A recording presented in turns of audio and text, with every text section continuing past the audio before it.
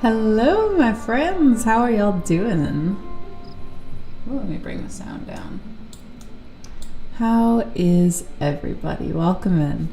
A Wolf Alone, welcome back from month 14. God damn. Ship of Fools, welcome in. Real Long Shot, hello, hello. Robert, always a pleasure. Spam Viking, welcome in. Net Navi, hello, hello. And Enoch Pratt, welcome in. How are y'all doing? Savage Splendor.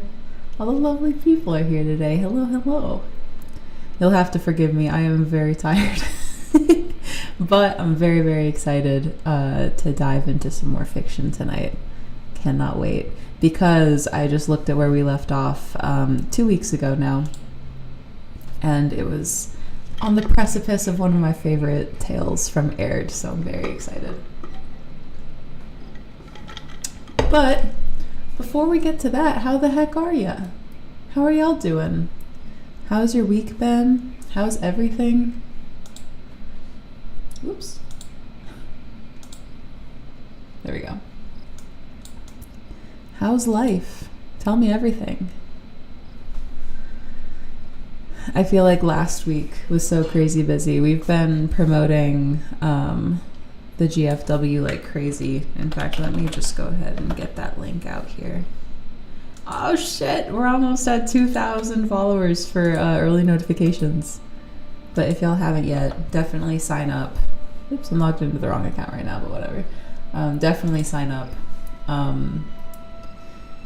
We are aiming for 2,000, so hopefully we're right there. We're so close. We can taste it. But everyone who signs up early will get special stuff that we'll talk about soon. Magilla, welcome in. Hello, hello. Just prepping for my Travelers game. What is Travelers? Is that another tabletop RPG? I can't say that I've heard of that one, but it sounds super cool. Maybe, I don't know if this is like, I don't know, I feel like fans of Critical Role kind of have like a reputation. I love Critical Role, and I can't hear The Traveler without thinking of like, oh, the Traveler. He is so cool, you guys. It's a sci-fi game system. Hey, nice. I love sci-fi. We have just like added in a lot of sci-fi elements to our Wednesday game that we stream, and like I'm very excited for them to come to fruition. Also, is the level on the music all right? Just want to make sure.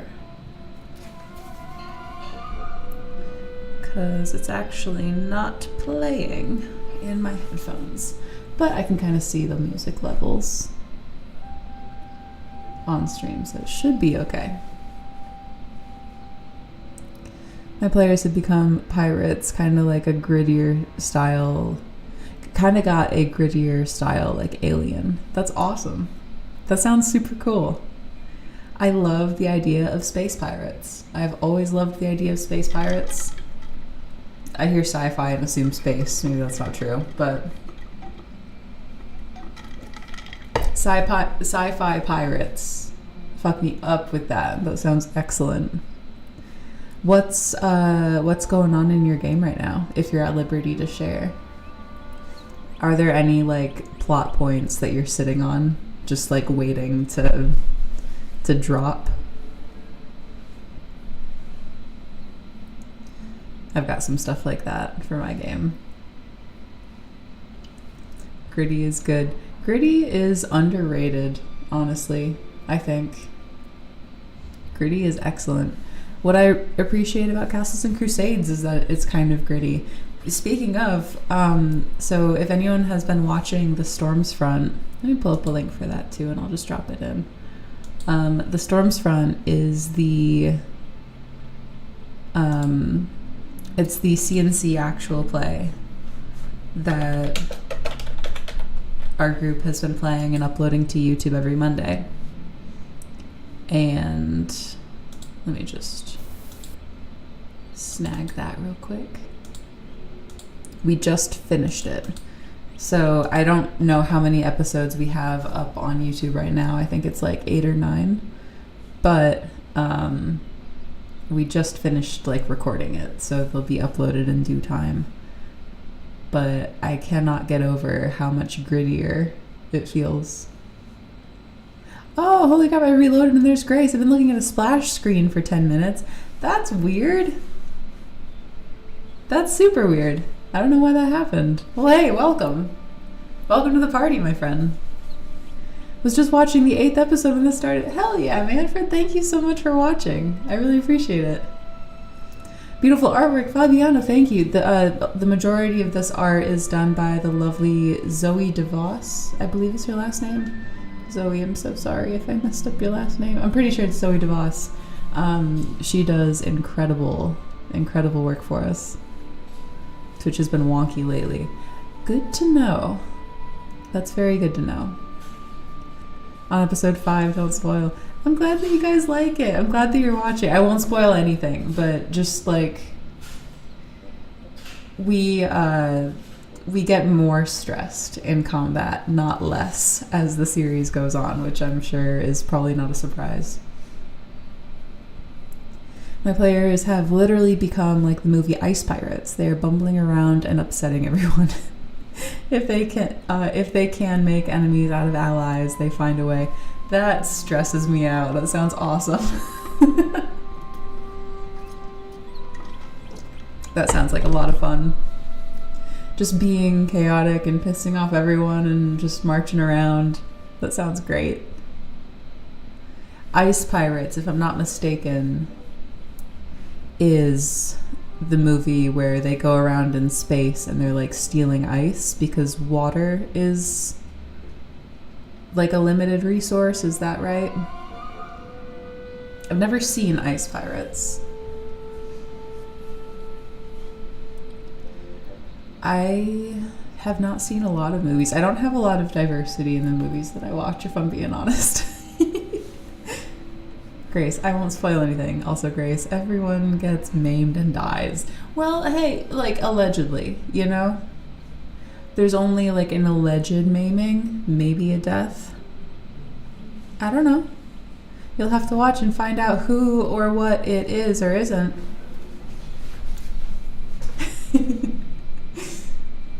It's great in a bad but good way. That is my favorite type of thing.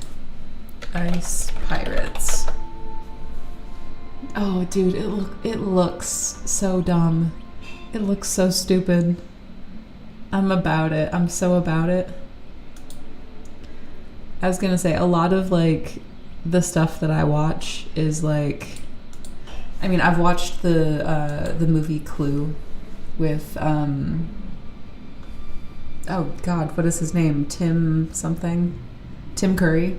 I've watched Clue like a million times this year. I watch a lot of like comfort movies, you know, like nothing too crazy or stressful happens. It's all just kind of like light and enjoyable, and because that's why I watch movies. I get plenty stressed like in real life. I don't need to be like stressed watching a movie. That's my philosophy, at least, on it. Or I think it's generous calling it a philosophy. It's like, I don't know, that's my tastes. And it has space herpes. Oh my god, well, say no more. So do I. That's a joke. Legally, that's a joke. For legal reasons. If Elvira did sci-fi, it definitely would have been on her show. Elvira, I know that one. I know who that is. I would confuse her with Morticia Addams. Mistress of the Dark. Yes. Okay. I'm familiar with Elvira. Playing emergent style. Their actions is what writes the story. What? This might be like a dumb question about something very general in tabletop role-playing, but what is emergent style? I don't actually know what that is. I found both of the terrible gore movies on VHS yesterday at a used bookstore for $3 each, so I had to grab them. That is the best when that happens. I love finding stuff that you just love for super cheap. Wait, have you ever watched Time Bandits? No, I've not even heard of Time Bandits, I think. Let me pull it up here.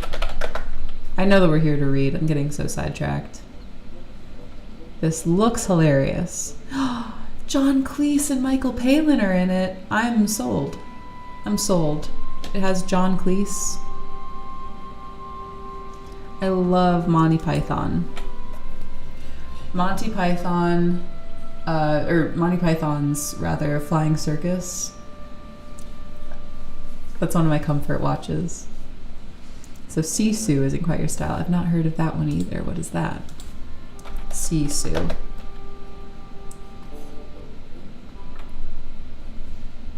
Oh, sweet Nazis. Probably not. It definitely is so bad. It's good. I'll have to check it out. Are you referring to Ice Pirates, I assume? Definitely gonna have to check it out. Hey, Elfin, welcome in. How are you today? Good to see you. Nothing too crazy or stressful happens, except for the murder, I guess. You know, when, like, it's a murder, but, like, asterisk playful. It's just, like, a little bit of, like, a light smattering of murder. It's murder to taste. You know what I mean? It's nothing, like, overwhelming. It's not overwhelming you with the flavors of murder. It's just, like, you smell it, and it's like, oh, this complicates and complexes the experience, but I still enjoy it. I'm not stressed. Apparently it's food now. We haven't had dinner yet, so that's coming out in my metaphors. Sandbox. You throw them in a world and let them do whatever they want. Their actions have consequences. Random events start creating stories. +1 also for Time Bandits. Hell yeah. Okay, you know what? That is the word that I've been looking for how I've been running our Wednesday game.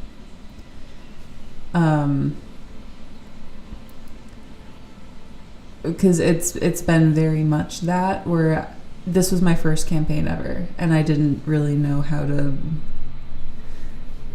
like, I just didn't know what to do or how to, like, approach writing a campaign. So I was like, well, I'll just kind of let people show up with their backstories, and it'll be character driven, and we'll just see what happens. And that's pretty much how it's going.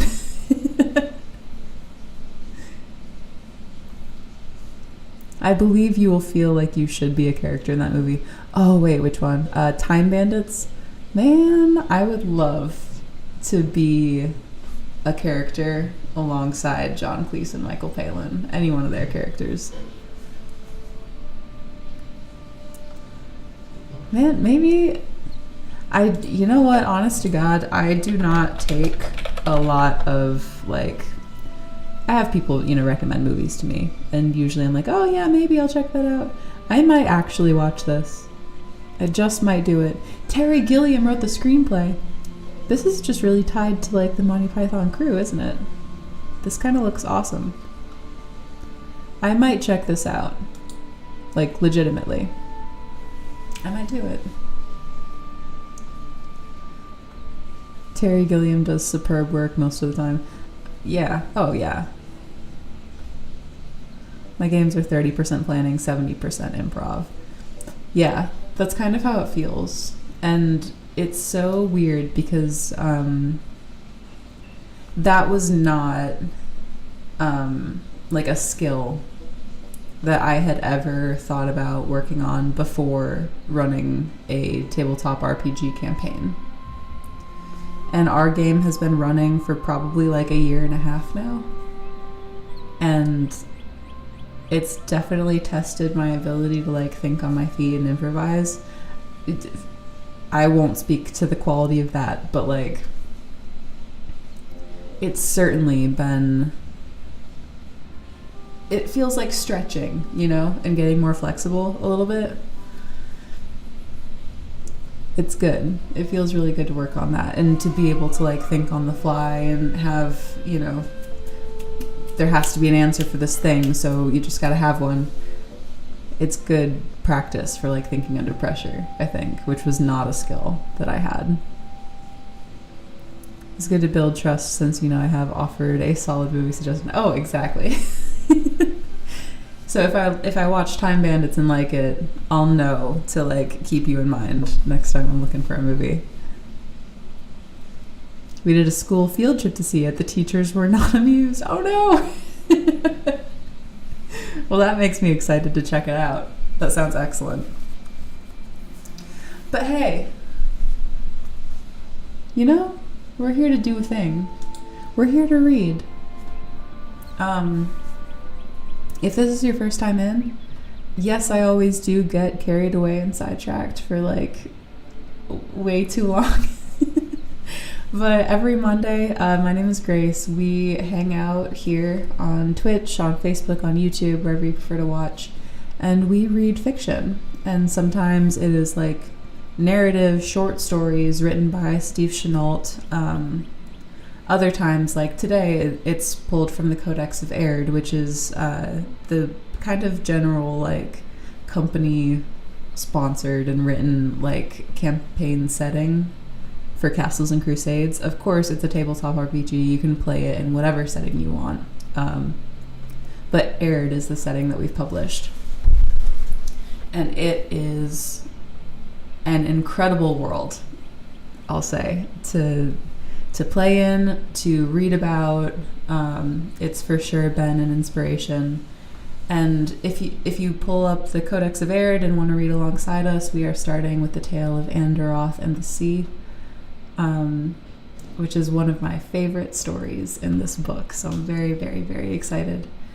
We'll be learning a little bit about the god of the sea, and we'll just kind of continue to read through. And the story will kind of go from there.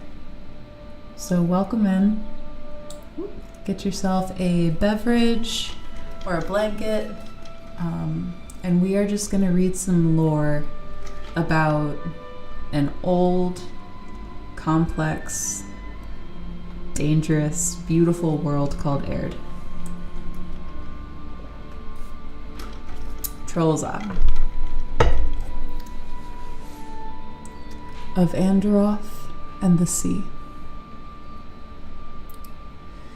Aihrde was a dwarf of surpassing strength and wisdom.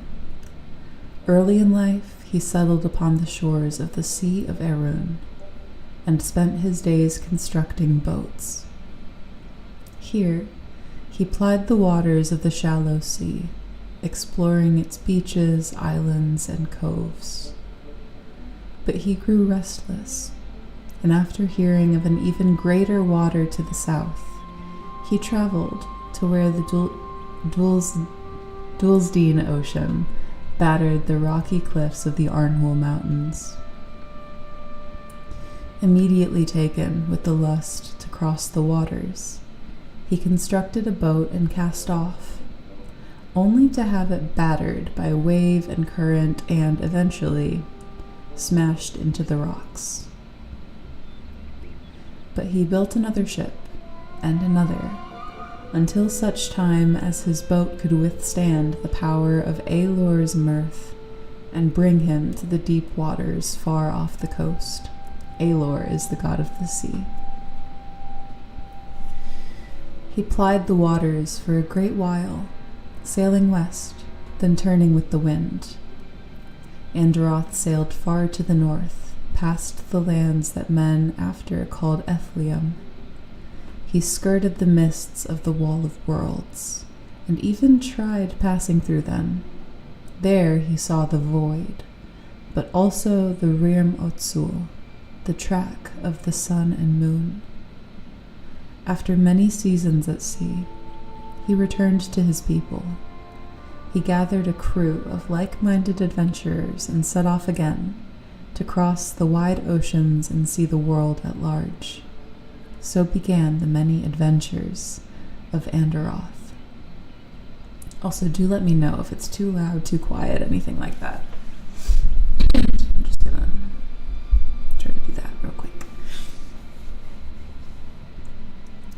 Of all the stories told of Androth, the greatest was his mastery of the Rirm Otsul, for he passed into the Wall of Worlds and was not lost, but followed the moon even around the world, so that he came to the oceans upon the other side of Aihrde. There he found the lands of Dur. His brother, Ikem, died when the ship foundered off a coast of the eastern lands, and Androth gave that name to the peninsula, Ikem's Horn. He found the lands of Koth, and crossed over the edge of deep halls where his ship was battered and again broken. After effecting repairs in the islands of what later housed the lands of Atlanti, he crossed over through the Amber Sea, and then sailed back home again. It was in the lands of Atlanti that he mastered the lodestone, after which he bore one with him always. For 5 years, Androth and his crew sailed the wide world, and when they returned, they heralded him as a wondrous hero. Many followed in his wake, though they would not travel the Rirm Otsul, but rather set off into the east, exploring all of the world's hidden places. These journeys brought the attention of Ailor, Lord of the Deep, who watched with amusement as the tiny crafts scuttled to and fro across his wide realm. Many ships foundered, and many dwarves drowned. Other expeditions were taken by storms, and their ships were sent to the deep quiet. Avery, welcome in. All this Ailor watched, but Androth, the first of his kind, drew Ailor's attention the most, and he marveled at the determination and strength of the sailor, so that he challenged him with ever greater storms and ever more powerful beasts.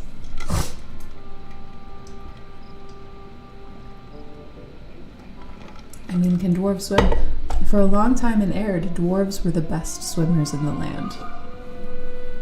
And Androth was the best of the best. Welcome in, History Prof. Androth took all these adventures in stride. In time, he learned from where many of his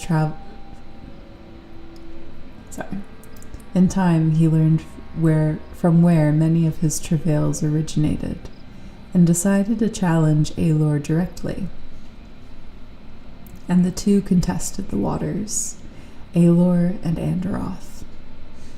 The sailor bore his lodestone as a weapon in these contests, and it aided him in all that he did. But never did Ailor unleash his full strength, for such Androth could not match, and it would mean his doom. Puppy. We have a visitor. Come here, puppy. Oh. 1 second. Oh, come here, Mr. Man. We have a boy.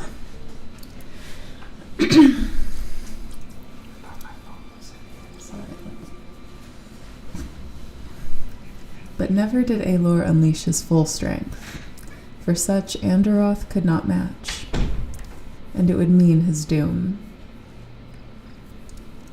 The sailor grew ever skillful, and he learned the moods of Aelor, and these are the moods of the seas. His mastery pitted him against the greatest storms and the deepest waves, and he plied the deeps and challenged Aelor for many years. At last, age overtook Anderoth, and his body could not withstand Aelor's challenges. Aelor, being of the higher order of the Val Ericune, was deathless, and separated as he was from all of his kin, did not see nor fully understand the mortality of the folk. There came a time where Aelor spied Anderoth aboard his ship,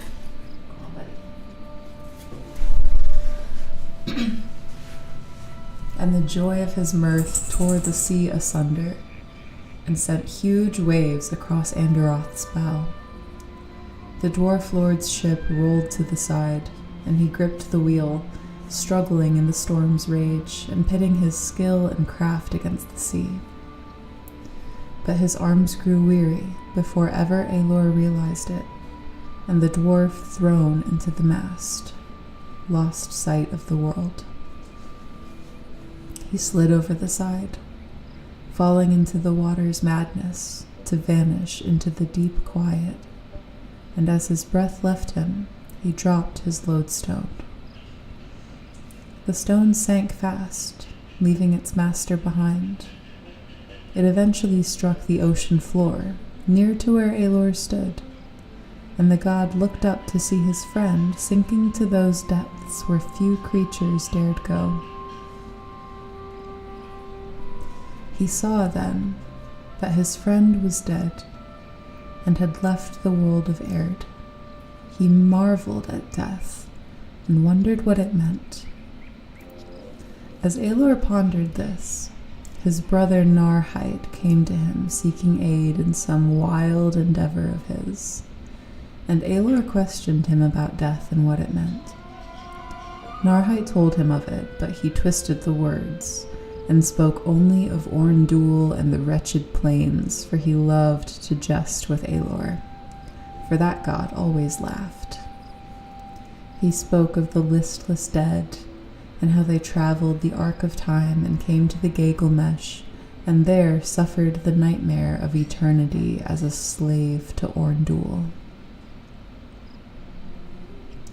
For his part, Aelor bore no ill will toward Orndul, nor had the two ever quarreled. But he knew that Orndul loved the dark, and it grieved him to think that Anderoth and all the sailors of the world should suffer at his hand. The more he thought upon it, the more it grieved him. Turning to Narhite, he sought his counsel, and Narhite saw an opportunity to bedevil Orndul and Toth, to plague the arc of time and hinder the workings of Corthane and the Allfather all at once. He told his brother of the arc of time, and bid him rip the world asunder and pull the ark into the deep ocean, so that he, Lord of the seas, might govern who must pass to the lands of the dead. Aelor laughed, for this struck him as a good idea. He fashioned a great three-pointed spear and thrust it into the belly of the world, spearing the arc of time. He pulled upon it, though it would not budge. He laughed all the more and pulled ever harder, and Narhite laughed as well. Bidding his brother to hold the ark, Narhite swam into the deep places of the world to hinder many of the creatures of Aelor's manufacture. He gathered his children and warred upon the mermen and wreaked havoc where he might. They took up Anderoth's lodestone and cast it far afield, whether it landed in deeper water, or shallow, or upon the land, few now could say. Aelor struggled with the arc of time until at last he realized that it was the river of the All-Father's thought, and could not be moved. But he could see the ark and govern its passage, for he had torn the world asunder at the bottom of the ocean. Before long, Aihrde spied the flame of Androth, passing down the arc of time to the pools of eternity, there to be judged worthy or unworthy of the stone fields. And Aihrde caught him up as a fish in a net, and took the flame of him to the green halls. Androth knew the Lord of the Seas, and joined him in death, but begged Aihrde to look for his fellow sailors, so that they too could join him in the green halls. And Aihrde took pity on the captain and his kind. He saw all the lost sailors who had passed into the eternal pools, or beyond, and he could not bear it. Aihrde set to fashioning a ship for Androth. He built it of the bones of whales that lie at the ocean's deeps, and rigged it with ropes of eel bones made to bite the tails of one the other. The sail he wove of dead men's shirts. Aihrde gave Androth the ship to command. However, this ship, unlike any the dwarf had sailed in life, plied the ocean's depths, and could surface only rarely. And Aihrde set it the task to gather the fallen soldiers even before they fell upon the arc of time, and bring them to the green halls to join the dead beneath the sea. He tasked mermaids to travel with Androth and light the way with lamps of knowledge given to them by Aihrde, that's the moon. Thus Androth became a captain in death, and the admiral of Aihrde's fleet. Androth harvests the souls of sailors as they sink into the depths, but those he misses come to rest upon the bottom of the sea, and are there devoured by the children of Narhite, who are ever hungry. Aihrde took note of the breach in the ocean's depths, and watched the arc of time, and he saw that creatures were coming and going through it. Some were of Orndul's design, and this concerned him. To close it, he built 3 gates, one upon each of the openings his trident tore in the world, and locked them with riddles of sorcery. These gates marked the road that is the arc of time, so that when one passed them, they knew they were close to the eternal pools and the wretched plains. In later ages, men came to the gates and gained access to the arc of time through sorcery or might. It is told by the wise that when the Allfather's thought should run its course, and the Gonfod begin, that Aihrde and Androth shall lead his fleet to the 3 gates and open them, adding his strength to Corthane's as they wage war against Orndul for the command of time. The children of Narhite will rise and contest them for mastery of the gates. Aihrde will wrestle with the greatest of them, and Androth's fleet will battle them. All of this will occur in the Gonfod. The Gonfod, of course, being the end of time, the end of the world, as prophesied by the Allfather.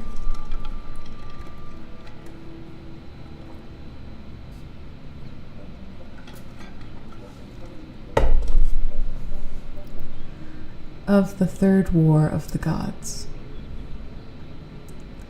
It came to pass that the Red God, that's Orndul, learned of the 3 gates that breached the arc of time, and rose in all his might, leading a host of creatures as gathered in the homeless house.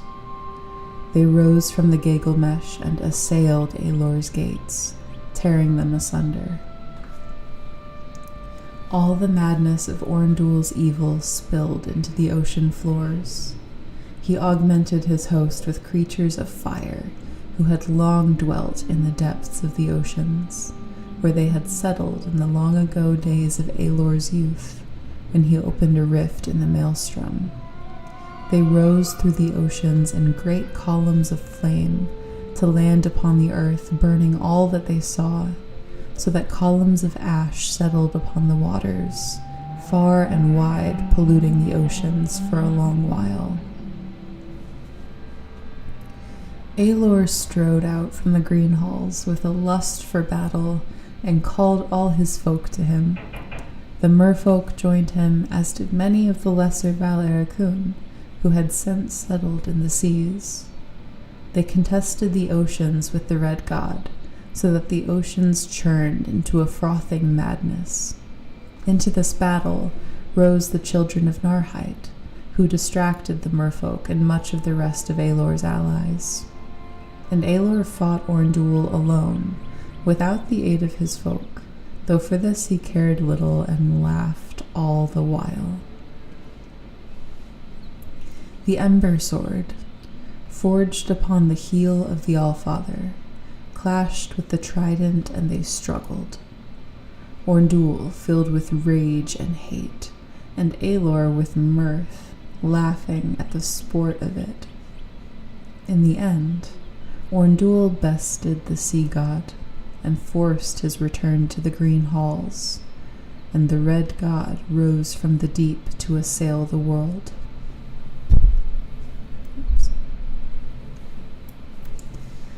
Orndul cast a dark shadow upon the sun, and blotted out her light, and unleashed his demons of fire. They spread across the world, wreaking havoc wherever they went. Mordias saw this destruction, and, outfitting herself in armor and arming herself with a great bow, took to the hunt. Though she ended many of his vassals, Mordias proved no match for the Red God, and Orndul drove her from the field as well. Orndul was triumphant, and rose into the heavens to lord over Aihrde.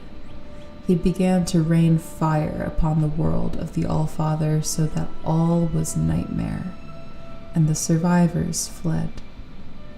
Much of the world burned, scorched to ash beneath the rage of the Red God. Corthane saw the destruction and was displeased. He armed himself for battle and, riding upon his winged steed, met Orndul in the heavens, demanding that he yield. "Brother, I know you of old, and I know your thoughts and deeds to come. Yield to me, and return to the endless pools and the darkness you crave." But Orndul only smiled, for he had made designs unknown to Corthane, and even as the Lord of Justice spoke, the Red God opened the gates to the maelstrom, summoning the elements. Then a wondrous noise shook the heavens, and a great all-encompassing, battering weight thundered upon the world, raining blows upon Corthane's shield.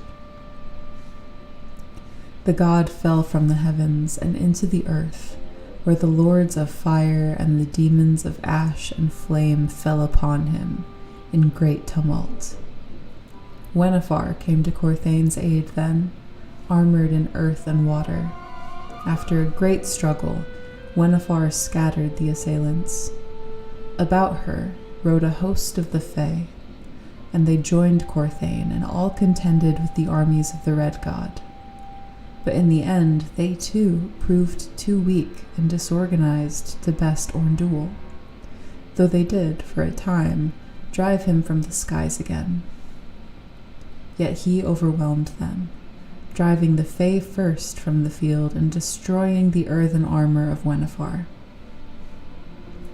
Corthane alone stood against him, wielding a long spear and shield, but Orndul, taking up the Ember Sword, pounded Corthane time and again. The sound of the blows carried far and wide until at last Corthane knew that the rage of Orndul was unstoppable, and so gave the field to him. All this transpired while the world shuddered and the sun stood darkened. Dwarves, giants, and men strove to fight their fear of the dark and madness within it. The minions of the Red God hounded the peoples of Aihrde in all the wild places. It rained fire across much of Aihrde, and whole regions were left burnt and ruined. Thus, Orndul left the world, returning to his homeless house to laud his victory over all that was, content in Aird's suffering, and the chastisement of all his brethren and foes. For a long while, the world was his to command, and his minions moved about with impunity, lording over all the scattered ruin of the world. In time, the gods returned to the world and made to repair it, and Aelor closed the 3 gates and repaired them. Alone of all the gods, Corthane brooded in the fortress of Aiul. After a long age of the world, the Red God's triumph passed into memory, and dwarves, giants, and men conjured it only as a nightmare. Only the dragons continued to suffer at Orndul's hands, for he hated that brood as no other, and he rose from time to time from the wretched plains, hunting them where they lay, and cruelly killing them, eating their flesh, and decorating his halls with their bones and skins.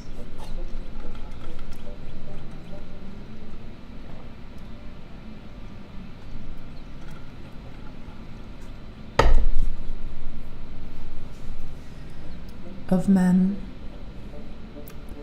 As is told, when the Allfather set to forging the dwarves, he made some, hey Stronghold, welcome in. He made some that were not his original design, for some were larger than he imagined. These he set to the side and gave them no further thought. When, in the end, he breathed the breath of life into the dwarves, it rolled down across the forge and gave life to giants and men. When the first men awoke, they were confused and uncertain of their place in the world.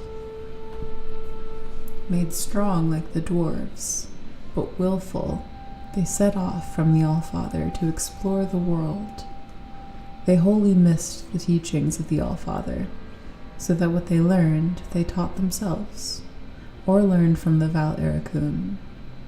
In this, they proved the most industrious and adept of all the Allfather's creations. Mankind settled at first around the Sea of Arun. In time, they divided into 13 tribes, 6 greater, meaning more numerous. The tribes of Enoch, Ethram, Rykard, Neda, Inklu, Athuk, and lesser, smaller, meaning less numerous, those being the Nehian, the Madriu, Engale, Zuala, Katha, Oanthwil, and the Ustrakan. Rumors reached them of lands more bountiful to the north, east, and south, and many set out in great waves to find these lands.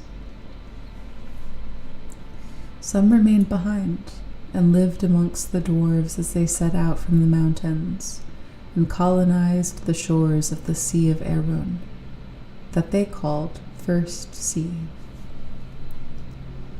The greater part of the Enochians left the shores of the sea first, and crossed the dry steppes of the Dulcet with great loss and hardship.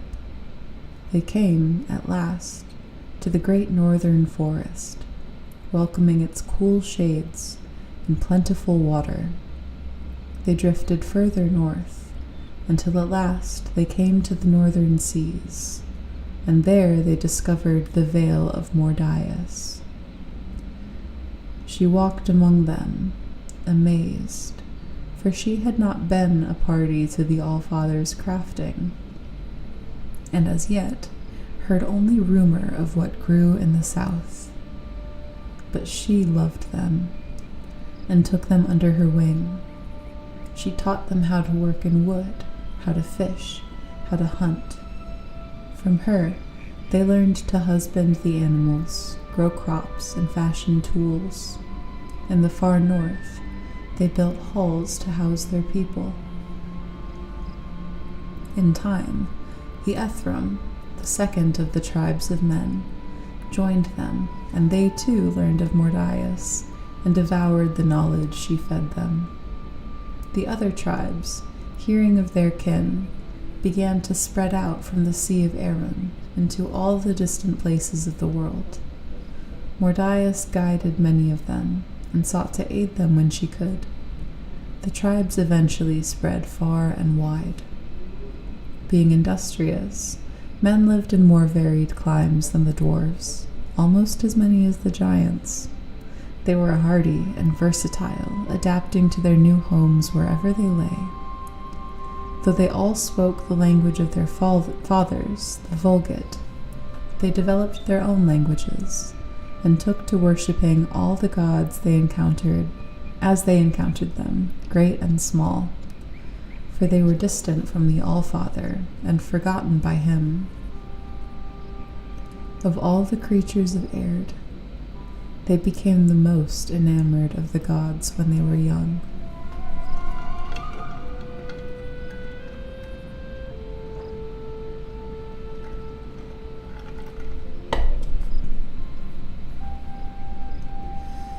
Of the making of the fourth Nopt.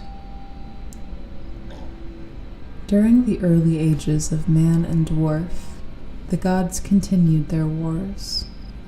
Riding upon great columns of ash and fire, Orndul rose from the earth to meet Corthane, who descended from the clouds in storms of rain and lightning. The two smote one another with sword and spear, hammer and shield, with such force that the sky fell to the earth in burning clouds of acidic madness. On occasion, the other gods joined, but to no avail.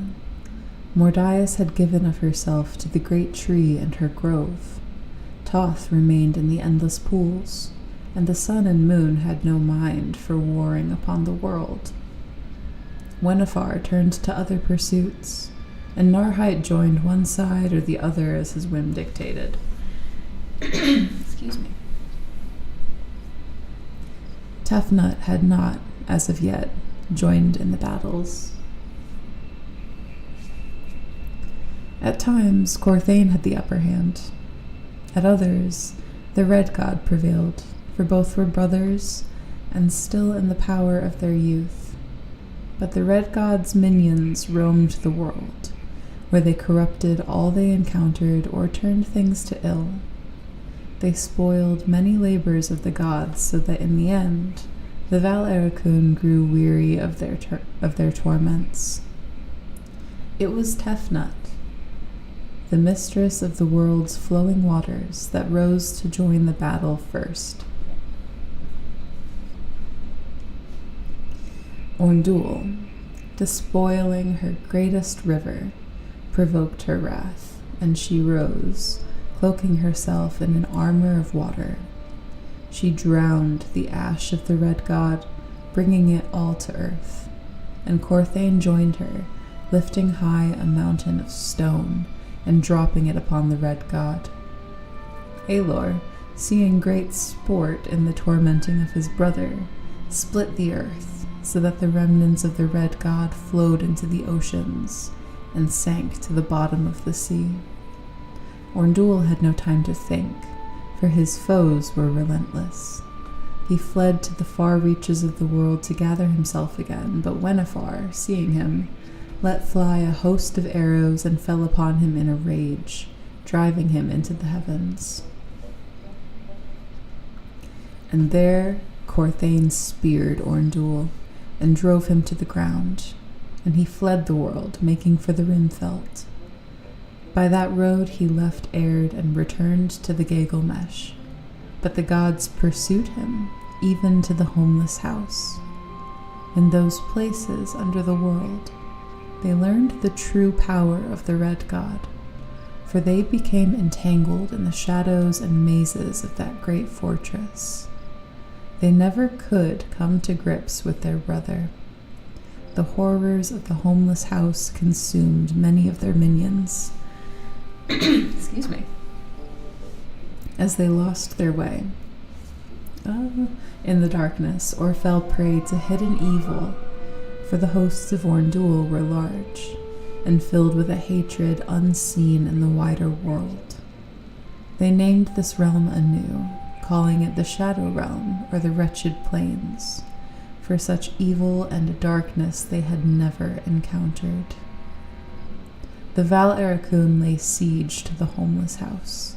In countless contests and battles they sought to force an end to the struggle, but their foe managed to evade them. At last, they lay off the siege, for the lord of the lair proved too elusive, and they left him in peace, battered and hounded, but free. Thus, Orndul's dominion over Aihrde ended. In the aftermath... Oh, you hear that? Ooh. In the aftermath, the Red God grew fearful, for during the siege of the homeless house, the armies of his foes came ever closer, and had they persisted, they would have eventually rooted out all his secrets. He thought to himself that he needed to secure the gates and bind the 5 pools of the Gilgamesh from future attack.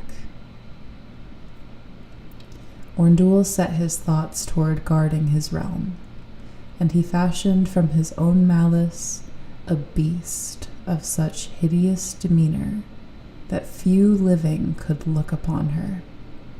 He set her to guard the way to the Gilgamesh and the Shadow Realms, her sole purpose to keep all living creatures from entering. So, Huadun came to be. She was the greatest of his servants, born in the maw of his spite, shaped from his disdain for life, and cast in the mold of the unquenched fires of his madness. Huadun guarded the wretched plains and the homeless house beyond by splitting herself into 5 heads, placing one before each of the 5 pools. Through them, she devoured all that came to the Shadow Realms. In time, she grew great, bloated and unmoving. She rested her heads upon the arc of time where it met the pools, and each of her heads became a cavern, wherein the dead entered and were devoured by passing into the dragon before they reached the wretched plains. These are the 4th knot, the 5 caves. Huadun's jaws closed the Gilgamesh to the living, for any who sought entry through the arc of time must do so through very powerful magics, such as only mighty wizards possess. Either that, or convince Huadun to let them enter through flattery or trickery. She broods there in misery and hatred, ever longing to see the light of the sun.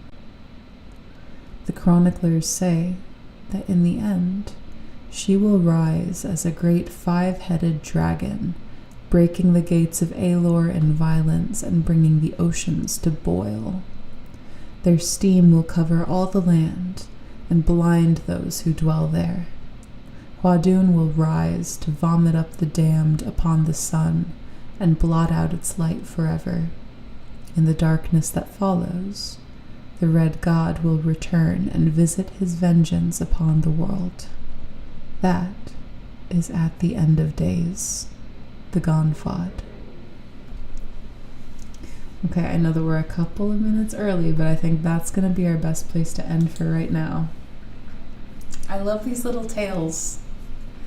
I love them. I think they're so interesting. These are just great, little myths to take, and I think you can do a lot with, the inspiration of them. Gabriel, welcome in. So good to see you. So don't be there for the apocalypse. Yeah, just like live your lifetime before the Gonfod and you're pretty much good. So the sweet spot is between the end of the Winter Dark and before the Gonfod. And I think that time is relatively short. I think that I forget which Rin it is, but whichever Rin comes after the Winter Dark is the last Rin before the Gonfod. Rin being like an age in Aihrde. Excellent world building. Speaking of world building, if you want some excellent resources, we broke 2,000 early signups. My gosh, that's huge. 2,000 was kind of our goal, so that makes me really, really happy. If you want to join the ranks of expert world builders, we have an excellent resource that we're kickstarting for you to do that. It is the Gygaxian Fantasy World Series, and these are 7 volumes of books which have not been seen since 2008. They are system agnostic. They're suitable for gamers, writers, history buffs, anything. Just really, really, really useful resources for building your own setting.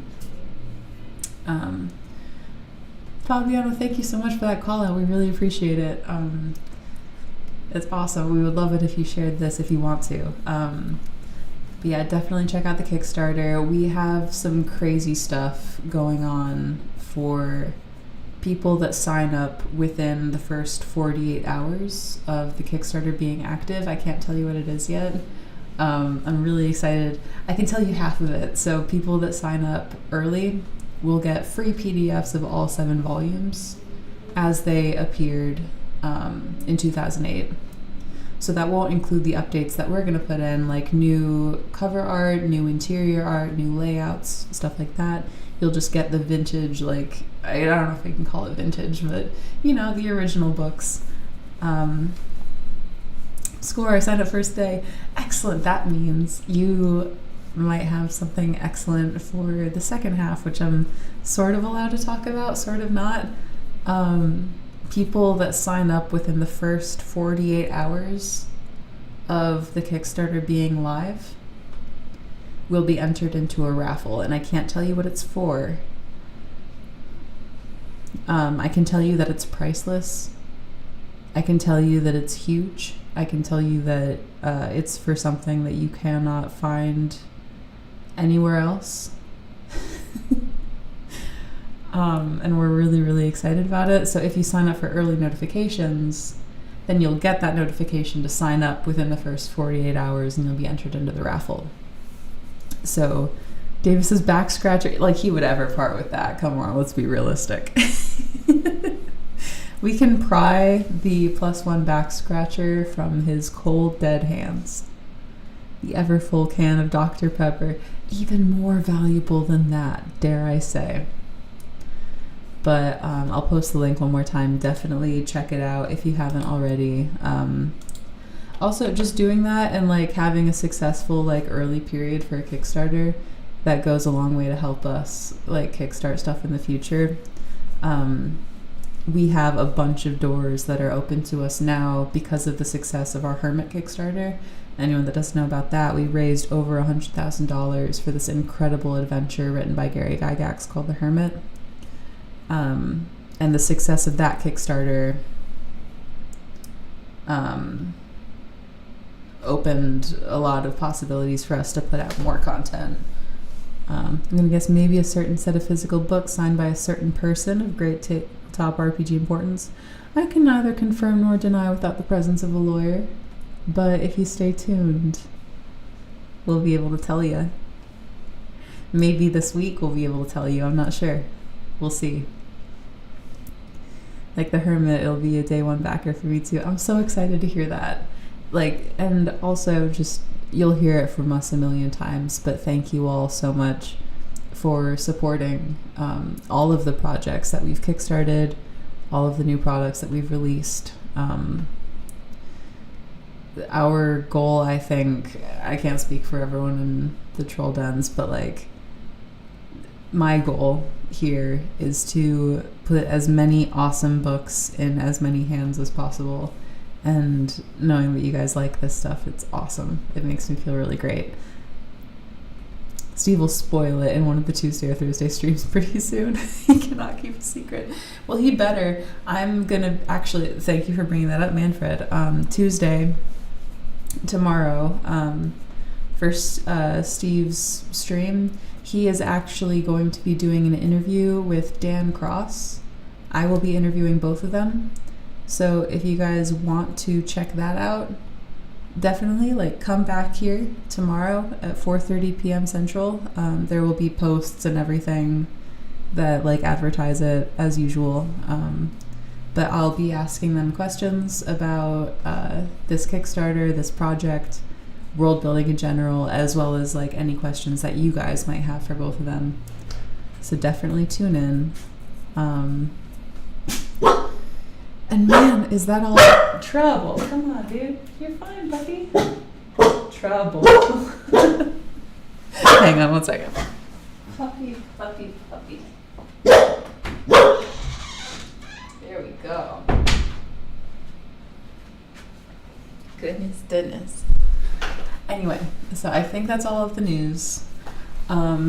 If you liked this reading and want to see more storytelling from me and my very best friends in the entire world, check out The Storms Front.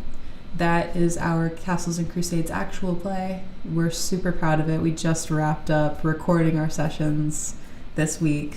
And I think we've uploaded 8 or 9 sessions, but there are going to be more. We do an upload every Monday and record them in advance.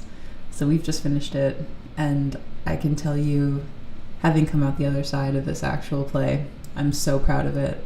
I love the story that we told.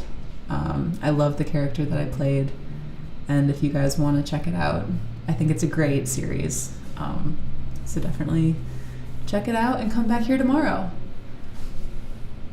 And that's pretty much all I got. This week, Hundish the dog has spilled the secret. God damn it. Well, it's a good thing I told him. I gave him a phony secret because I anticipated that there might be people that he might want to blab to, because I know that dog's nature. And I know that he shares secrets and backstabs in order to gain allies in a pinch. So, I gave him a phony secret to pass on to you. Classic mistake. But thank you all so much for tuning in, and I will see you guys tomorrow. I'll see you tomorrow at 4:30 p.m. Central. And that's going to be me. That's it. Have a lovely night. Goodbye.